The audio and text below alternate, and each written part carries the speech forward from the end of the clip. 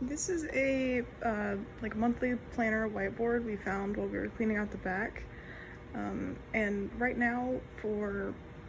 like knowing when people are off, anything like that, we all have these big calendars on our desk right here, which is helpful, but we end up each individually having to write like who's off or stuff like that, where it's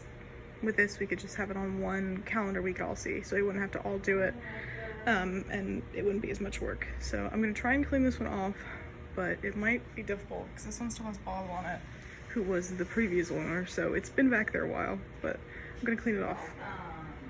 Okay, so here is after I cleaned it off. Surprisingly, it just came right off, even though it's been on there a while. Usually Expo Marker sticks a lot harder than that, but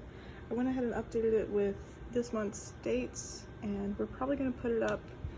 over there where that other whiteboard is, because that one we don't really use because it's super old and the marker sticks to it, so it's probably going to go right there so we can all see it. And then we can add all our information to it there, and we won't all have to have an individual one.